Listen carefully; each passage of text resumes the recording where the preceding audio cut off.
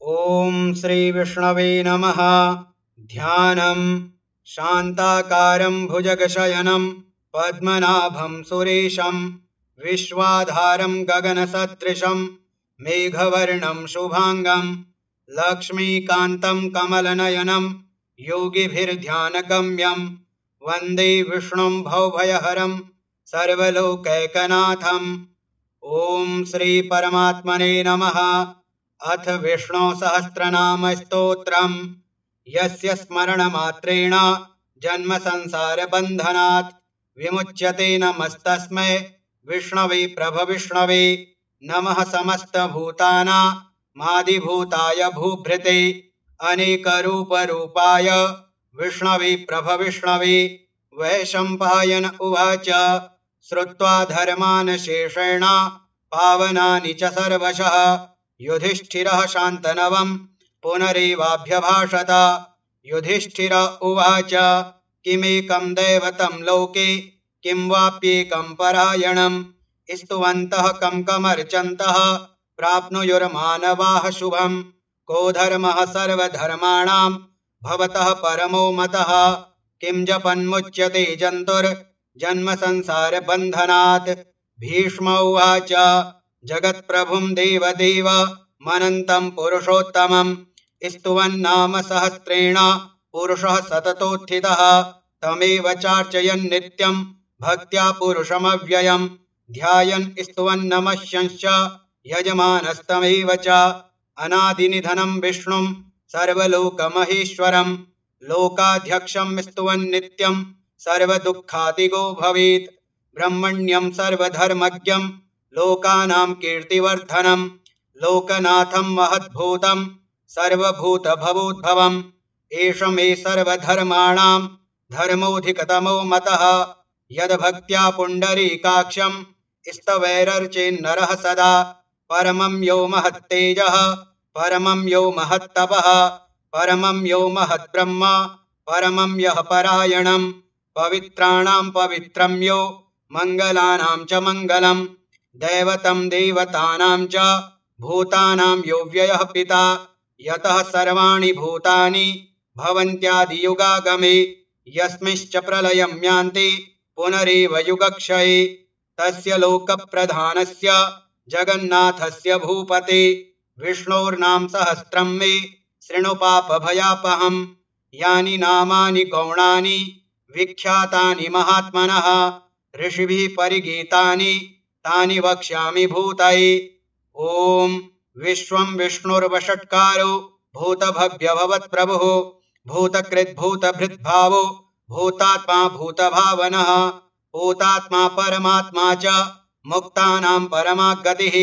अव्ययः पुरुषः साक्षी क्षेत्रज्ञोऽक्षर एव च योगो योगविदां नेता प्रधानपुरुषेश्वरः नारसिंहवपुः श्रीमान् केशवः पुरुषोत्तमः सर्वः शर्वः शिवस्थाणुर्भूतादिर्निधिरव्ययः सम्भवो भावनो भर्ता प्रभवः प्रभुरीश्वरः स्वयंभूः शम्भुरादित्यः पुष्कराक्षो महास्वनः अनादिनिधनो धाता विधाता धातुरुत्तमः अप्रमेयो हृषीकेशः पद्मनाभोऽमरप्रभुः विश्वकर्मा मनुस्त्वष्टा स्थविष्ठः स्थविरो ध्रुवः अग्राह्यः शाश्वतः कृष्णो लोहिताक्षः प्रतर्दनः प्रभूतस्त्रीककुब्धाम पवित्रं मङ्गलं परम् ईशानः प्राणदः प्राणो ज्येष्ठः श्रेष्ठः प्रजापतिः हिरण्यगर्भो भूगर्भो माधवो मधुसूदनः ईश्वरो विक्रमी धन्वी मेधावी विक्रमः क्रमः अनुत्तमो दुराधर्षः कृतज्ञः कृतिरात्मवान् सुरेशः शरणं शर्मा विश्वरेताः प्रजाभवः अह संवत्सरो व्यालः प्रत्ययः सर्वदर्शनः अजः सर्वेश्वरः सिद्धः सिद्धिः सर्वादिरच्युतः वृषाकपिरमेयात्मा सर्वयोगविनिःसृतः वसुर्वसुमनाः सत्यः समात्मा संमितः समः अमोघः पुण्डरीकाक्षो वृषकर्मा वृषाकृतिः रुद्रो बहुशिरा बभ्रुर्विश्वयोनिः शुचिस्रवाः अमृतः शाश्वतः स्थाणुर्वरारोहो महातपाः सर्वगः सर्वविद्भानुर् विश्वक्सेनो जनार्दनः वेदो वेदविदव्यङ्गो वेदाङ्गो वेदवित्कविः लोकाध्यक्षः सुराध्यक्षो धर्माध्यक्षः कृताकृतः चतुरात्मा चतुर्व्यूहश्चतुर्दंष्ट्रश्चतुर्भुजः भ्राजिष्णुर्भोजनं भोक्ता सहिष्णुर्जगदाधिजः अनघो विजयो जेता विश्वयोनिः पुनर्वसुः उपेन्द्रो वा मनः प्रांशो रमौघः शुचिरूर्जितः अतीन्द्रः संग्रह सर्गो धृतात्मा नियमो यमः वेद्यो वैद्यः सदा योगी वीरः माधवो मधुः अतीन्द्रियो महामायो महोत्साहो महाबलः महाबुद्धिर्महावीर्यो महाशक्तिर्महाद्युतिः अनिर्देश्य वपुः श्रीमान् मेयात्मा महादृधृक् महेश्वासो महीभरता श्रीनिवासः सतां गतिः अनिरुद्धः सुरानन्दो गोविन्दो गोविदां पतिः मरीचिरदमनो हंसः सुपर्णो भुजगोत्तमः हिरण्यनाभः सुतपाः पद्मनाभः प्रजापतिः अमृत्युः सर्वदृक्सिंहः सन्धाता सन्धिमानस्थिरः अजो दुर्मर्षणः शास्ता विश्रुतात्मा सुरारिः गुरुर्गुरुतमो धाम सत्यः सत्यपराक्रमः निमिषो निमिषः स्त्रग्वी वाचस्पतिरुदारथिः अग्रणिर्ग्रामणिः श्रीमान् न्यायो नेता समीरणः सहस्रमूर्धा विश्वात्मा सहस्राक्षः सहस्रपात् आवर्तनो निवृत्तात्मा संवृतः संप्रमर्दनः अह संवर्तको वहनि रनिलो धरणीधरः सुप्रसादः प्रसन्नात्मा विश्वधृक् विश्वभुग् विभुः सत्कर्ता सत्कृतः साधुर् जहन्नुर्नारायणो नरः असंख्येयो प्रमेयात्मा विशिष्टः शिष्टकृच्छुचिः सिद्धार्थः सिद्धसंकल्पः सिद्धिदः सिद्धिसाधनः वृषाहि वृषभो विष्णुर्वृषपर्वा वृषोदरः वर्धनो वर्धमानश्च विविक्तः श्रुतिसागरः सुभुजो दुर्धरो वाग्मी महीन्द्रो वसुदो वसुः नैकरूपो बृहद्रूपः क्षिपिविष्टः प्रकाशनः ओजस्तेजो द्युतिधरः प्रकाशात्मा प्रतापनः ऋद्धः स्पष्टाक्षरो मन्त्रश्चन्द्रांशुर्भास्करद्युतिः अमृतांशुद्भवो भानुः शशबिन्दुः सुरेश्वरः औषधं जगतः सेतुः सत्यधर्मपराक्रमः भूतभव्यभवन्नाथः पवनः पावनो नलः कामः कामकृत्कान्तः कामः कामप्रदः प्रभुः युगादिकृद्युगावर्तो नैकमायो महाशनः अदृश्यो व्यक्तरूपश्च सहस्रजिदनन्दजित् इष्टो विशिष्टः शिष्टेष्टः शिखण्डी नहुषो वृषः क्रोधः क्रोधकृत्कर्ता विश्वबाहुरमहीधरः अच्युतः प्रथितः प्राणः प्राणदो वासवानुजः अपां निधिरधिष्ठानमप्रमत्तः प्रतिष्ठितः स्कन्दः स्कन्दधरो धुर्यो वरदो वायुवाहनः वासुदेवो बृहद्भानो रादिदेवः पुरन्दरः अशोकस्तारणस्तारः शूरः शौरिर्जनेश्वरः अनुकूलः शतावर्तः पद्मी पद्मनिभीक्षणः पद्मनाभो रविन्दाक्षः पद्मगर्भः शरीरभित् महर्धिर्वृद्धो वृद्धात्मा महाक्षो गरुडध्वजः अतुलः शरभो भीमः समयज्ञो हविर्हरिः सर्वलक्षणलक्षण्यो लक्ष्मीवान् समितिञ्जयः विक्षरो रोहितो मार्गो हेतुर्दामोदरः सः महीधरो महाभागो वेगवान् मिताशनः उद्भवः शोभणो देवः श्रीगर्भः परमेश्वरः करणं कारणं कर्ता विकर्ता गहनो गुहः व्यवसायो व्यवस्थानः संस्थानः स्थानदो ध्रुवः परर्धिः परमस्पष्टस्तुष्टः पुष्टः शुभीक्षणः रामो विरामो विरजो मार्गो नेयो नयो नयः वीरः शक्तिमतां श्रेष्ठो धर्मो धर्मविदुत्तमः वैकुण्ठः पुरुषः प्राणः प्राणदः प्रणवः पृथुः हिरण्यगर्भः शत्रुघ्नो व्याप्तो वायुरधोक्षजः ऋतुः सुदर्शनः कालः परमेष्ठी परिग्रह उग्रः संवत्सरो दक्षो विश्रामो विश्वदक्षिणः विस्तारः स्थावरस्थाणुः प्रमाणं बीजमव्ययम् अर्थोऽनर्थो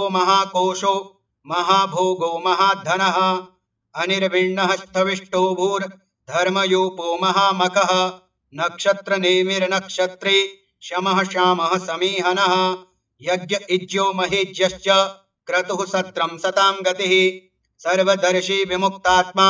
सर्वज्ञो ज्ञानमुत्तमम् सुब्रतः सुमुखः सूक्ष्मः सुघोषः सुखदः सुहृत् मनोहरो जितक्रोधो वीरबाहुरविदारणः स्वापनः स्ववशो व्यापी नैकात्मा नैककर्मकृत् वत्सरो वत्सलो वस्ति रत्नगर्भोधनेश्वरः धर्मगुप्तधर्मकृत् धर्मी सदसत्क्षरमक्षरम् अविज्ञाता सहस्रांशुर्विधाता कृतलक्षणः गभस्तिनेमिः सत्त्वस्थः सिंहो भूतमहेश्वरः आदिदेवो महादेवो देवेशो देवभृद्गुरुः उत्तरो गोपतिर्गोप्ता ज्ञानगम्यः पुरातनः शरीरभूतभृद्भोक्ता कपीन्द्रो भूरि दक्षिणः सोमपोमृतपः सोमः पुरुजित्पुरुषोत्तमः विनयो जयः सत्यसन्धो दाशार्हः सात्वतां पतिः जीवो विनयिता साक्षी मुकुन्दो मितविक्रमः अम्भोनिधिरनन्तात्मा महोदधिशयोऽन्तकः अजो महार्हः स्वाभाव्यो जितामित्रः प्रमोदनः आनन्दो नन्दनो नन्दः सत्यधर्मा त्रिविक्रमः महर्षिः कपिलाचार्यः कृतज्ञो मेदिनीपतिः त्रिपदस्त्रिदशाध्यक्षो महाशृङ्गः कृतान्तकृत् महावराहो गोविन्दः सुषेणः कनकाङ्गदी गुह्यो गभीरो गहनो गुप्तश्चक्रगदाधरः वेधाः स्वाङ्गोजितः कृष्णो दृढः शङ्कर्षणोच्युतः वरुणो वारुणो वृक्षः पुष्कराक्षो महामनाः भगवान् भगहानन्दे वनमाली हलायुधः आदित्यो ज्योतिरादित्यः सहिष्णुर्गतिसत्तमः सुधन्वाखण्डपरशुर्दारुणो द्रविणप्रदः दिविस्पृक् सर्वदृग्व्यासो वाचस्पतिरयो निजः त्रिसामासामगः साम निर्वाणं भेषजं भिषक्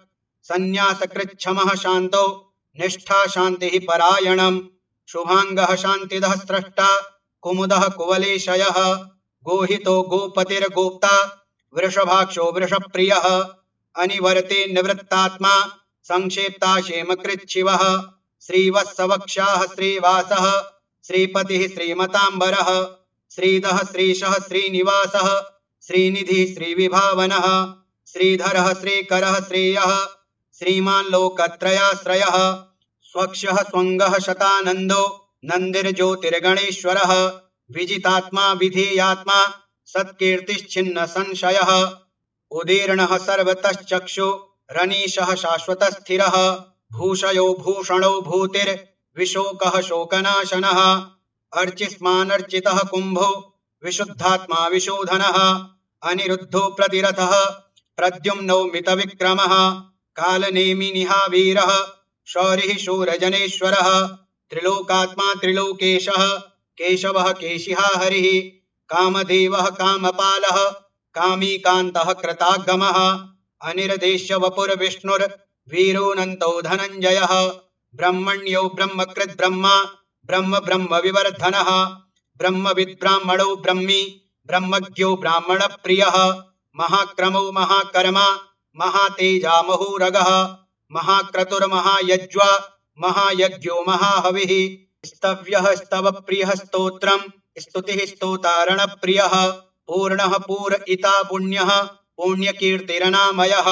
मनोजवस्तीर्थकरो वसुरेता वसुप्रदः वसुप्रदो वासुदेवो वसुर्वसुमना हविः सद्गतिः सत्कृतिः सत्ता सद्भूतिः सत्परायणः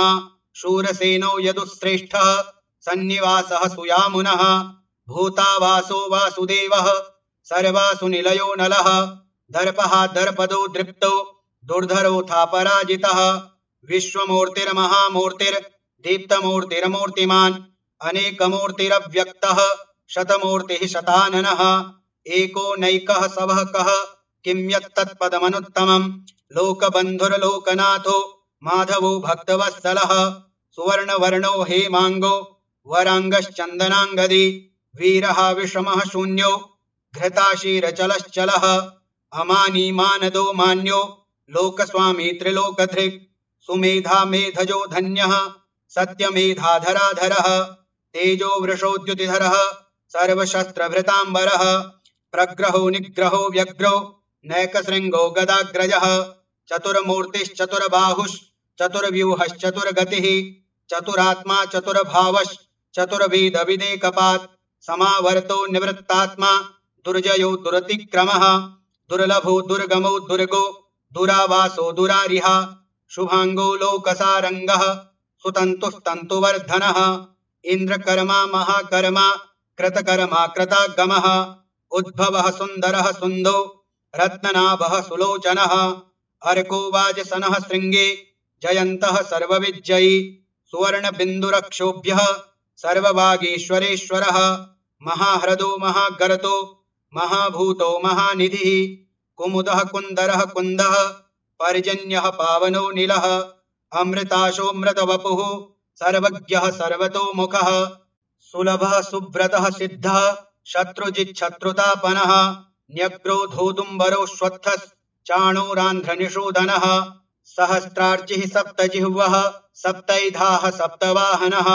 अमूर्तिरनघो चिन्त्यो भयकृद्भयनाशनः अणुर्बृहत्कृशः स्थूलो गुणभृन्निर्गुणो महान् अधृतः स्वधृतः स्वास्यः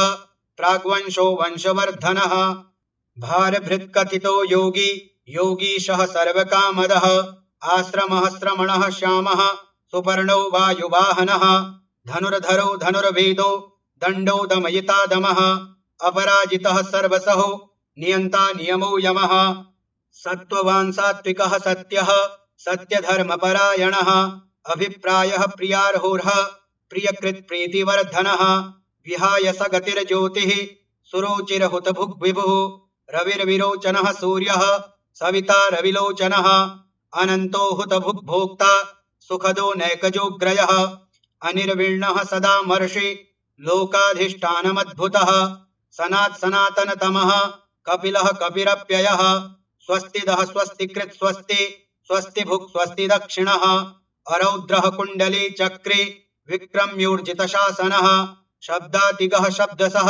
शिशिरः सर्वरीकरः अक्रूरः पेशलो दक्षो दक्षिणः शमिनाम्बरः विद्वत्तमो वीतभयः पुण्यश्रवणकीर्तनः उत्तारणो दुष्कृतिः पुण्यो दुःस्वप्ननाशनः वीरः रक्षणः सन्तो जीवनः पर्यवस्थितः अनन्तरूपोऽनन्तश्रीर्जितमञ्जुरभयापः चतुरस्रो गभीरात्मा विदिशो व्यादिशो दिशः अनादिर्भूर्भुवो लक्ष्मीः सुवीरो रुचिराङ्गदः जननो जनजन्मादिर्भीमो भीमपराक्रमः आधारनिलयो धाता पुष्पहासः प्रजागरः ऊर्ध्वगः सत्पथाचारः प्राणदः प्रणवः पणः प्रमाणं प्राणनिलयः प्राणभृत् प्राणजीवनः तत्त्वं तत्त्वविदेकात्मा जन्म मृत्युजरातिगः भूर्भुवः स्वस्तरुस्तारः सविता प्रपितामहः यज्ञो यज्ञपतिर्यज्वा यज्ञाङ्गो यज्ञवाहनः यज्ञभृद्यज्ञकृद्यज्ञी यज्ञभुग्यज्ञसाधनः यज्ञान्तकृद्यज्ञगुह्य मन्नमन्नाद एव च आत्मयोनिः स्वयं जातो वैखानः सामगायनः देवकीनन्दनः स्रष्टा क्षितिशः पापनाशनः शङ्खभृन्नन्दके चक्रे शारङ्गधन्वा गदाधरः रथाङ्गपाणिरक्षोभ्यः सर्वप्रहरणायुधः ॐ नमः इतीदं कीर्तनीयस्य केशवस्य महात्मनः नाम्नां सहस्रं दिव्यानामशेषेण प्रकीर्तितं य इदं शृणुयान् नित्यं यश्चापि परिकीर्तयेत् नाशुभं प्राप्नुयात् किञ्चित् सोमुत्रेह च मानवः वेदान्तगो ब्राह्मणः स्यात् क्षत्रियो विजयी भवेत् धर्मार्थी प्राप्नुयात् धर्म मर्थार्थी चार्थमाप्नुयात् कामान् वाप्नुयात् कामी प्रजार्थी प्राप्नुयात् प्रजां भक्तिमान्यः सदोत्थाय शुचिस्तद्गतमानसः सहस्रं वासुदेवस्य नाम्नामेतत् प्रकीर्तयेत् यशः प्राप्नोति विपुलं ज्ञाति प्राधान्यमेव च अचलां श्रियमाप्नोति श्रेयः प्राप्नोत्यनुत्तमं न भयं क्वचिदाप्नोति वीर्यं तेजश्च विन्दति भवत्यरोगो द्युतिमान् बलरूपगुणान्वितः रोगार्तो मुच्यते रोगाद् बद्धो मुच्येत बन्धनात् भयान् मुच्येत भीतस्तो मुच्येतापन्न आपदः दुर्गाण्यतितरत्याशो पुरुषः पुरुषोत्तमम् स्तुवन्नाम सहस्रेण नित्यं भक्ति समन्वितः वासुदेवाश्रयो मर्त्यो वासुदेवपरायणः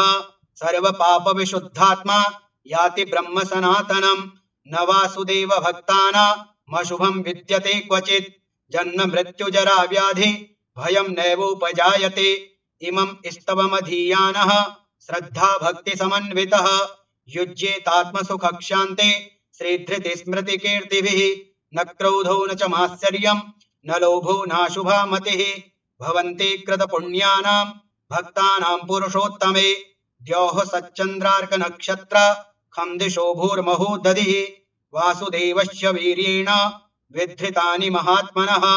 ससुरासुर गन्धर्वं सयक्षोरगराक्षसं जगद्वशे वर्ततेदं कृष्णस्य सचराचरम् इन्द्रियाणि मनोबुद्धिः सत्त्वं तेजो बलं धृतिः